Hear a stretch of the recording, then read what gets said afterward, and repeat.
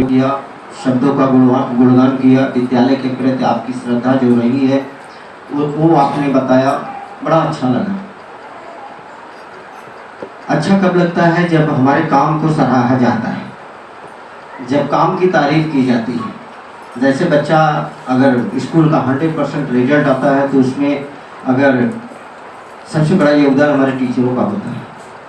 जो टीचर मेहनत करके साल भर पढ़ाते हैं, 100% रिजल्ट आता है, सबसे बड़ी खुशी वही होती है, सारा पैसा वसूल है। यानी रिजल्ट 100% आया तो पैसा वसूल हो जाता है। चाहे मैं कितना भी खर्च करूं या कितना भी पेरेंट्स के ऊपर, बच्चों के ऊपर, टीचर के ऊपर खर्च करूं, कोई गम नहीं।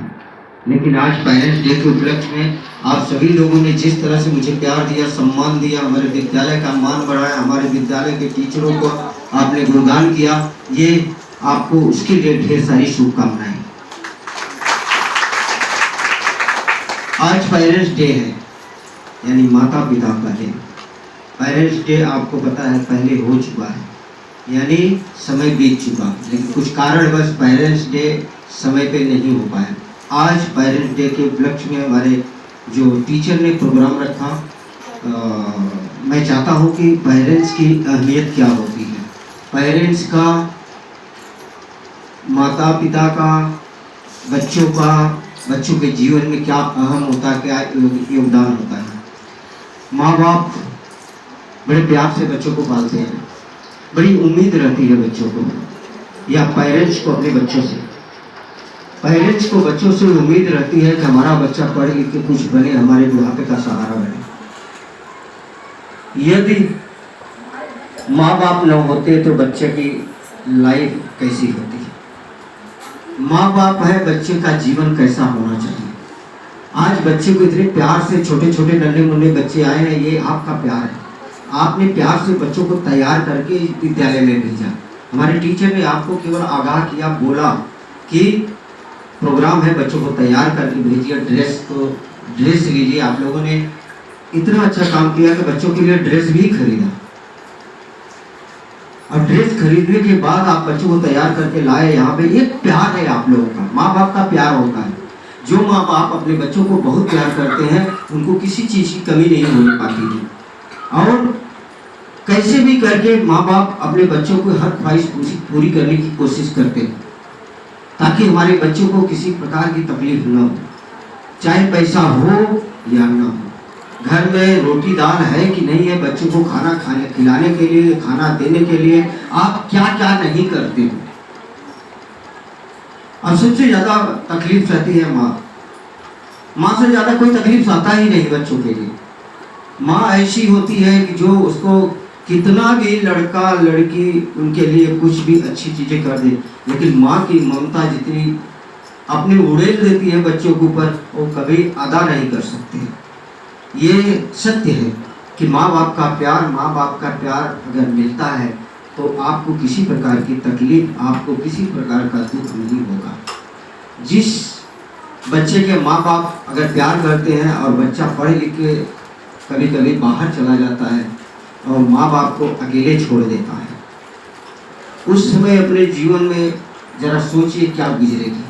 जिस बच्चे के लिए रात भर सोई नहीं, जिस बच्चे के लिए मैंने सारे दुख सहे, वही बच्चा अगर छोड़कर कहीं चला जाता है और फिर वो माँ बाप के पास नहीं आता है तो कितनी तकलीफ माँ बाप को होती है। एक जापान की हिस्ट्री बताता हूँ। जापान में मोस्टली बच्चे जब बड़े हो जाते हैं, कमाने खाने लगते हैं, माँ बाप को रास्ते पे छोड़ देते हैं। माँ बाप को या तो मार डालते हैं, माँ बाप को या अनाथाश्रम में छोड़ देते हैं, जबकि वहाँ की आय बहुत ज़्यादा है। लेकिन बच्चे क्या करते हैं, वो एक प्रथा वहाँ बना दी है कि माँ बाप जब बूढ़े हो जाए तो उनको हटा दीजिए। ये कितनी गलत बात है। एक मैंने सर्वे देखा है, तो ये हमारे उसके हिसाब से हमारे भारत के जो लोग हैं अपने माँ बाप से बहुत ज़्यादा प्यार करते हैं। इसलिए और देशों की तुलना में हमारे भारत में इस संस्कृति है, माँ बाप को देखने की, माँ बाप से प्यार करने की, माँ बाप को अच्छे रखने की संस्कृति जो है हमारे भारत की, ये सबसे अच्छी है। जितनी सबसे अच्छी पूरे विश्व में अगर संस्कृति है वो हमारे भारत की है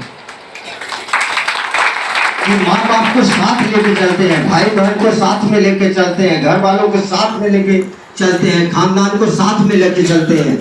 पहले के लोग एक साथ कम से कम 15-15, 20-20 लोगों का घर होता था जहाँ एक साथ रहते थे।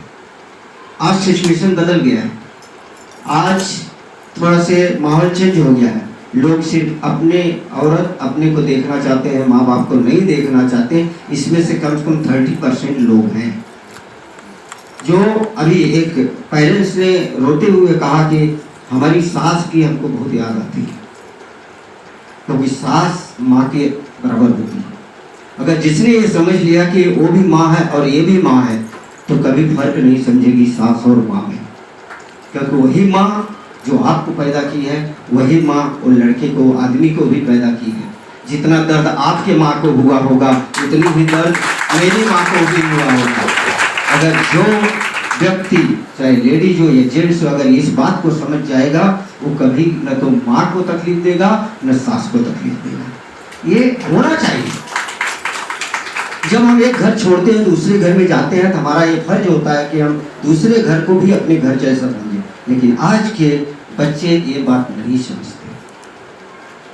अब उसमें संस्कार की कमी रह गई या हमारे प्यार की कमी रह गई?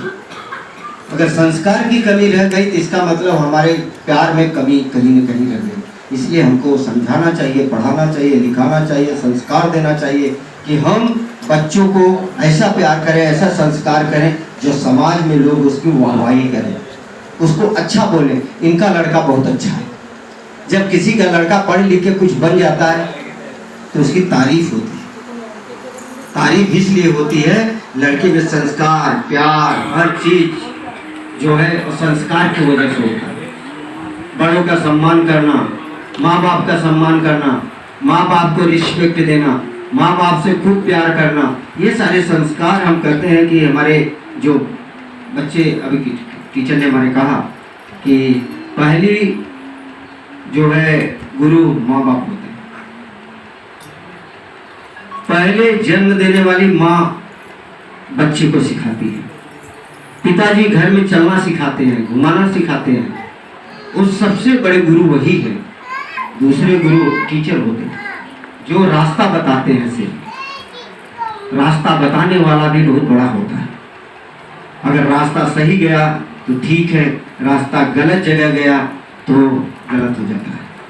इसलिए टीचर एक मार्गदर्शक होता है, समाज का आईना होता है, समाज को दर्पण देने का काम करता है, समाज को बदलने का काम करता है। ऐसे टीचर, हमारे सभी लोग टीचर, जितने टीचर काम करते हैं हमारे विद्यालय में, तो टीचर रंजना टीचर ने बताया 80 टीचर काम करते हैं, 4500 बच्चे पढ़ते हैं। ये आप लोगों का आशीर्वाद का फल है। मैं कभी नहीं सोचा था कि हम इतना बड़ा विद्यालय बनाएंगे, हमारे यहाँ इतने टीचर काम करेंगे, इतने बच्चे पढ़ेंगे, आप जैसे पेरेंट्स मुझे प्यार देने वाले होंगे, ये कभी भी सोचा भी नहीं था। लेकिन आप लोगों का आशीर्वाद, आप लोगों ने जो प्यार दिया, स्नेह दिया, आपने अपने सारे प्यार को उड़ेल दिया आज हमारे टीचरों के ऊपर। जो 2 शब्द आपने कहा वो हमारे लिए बहुत बड़ी बात है।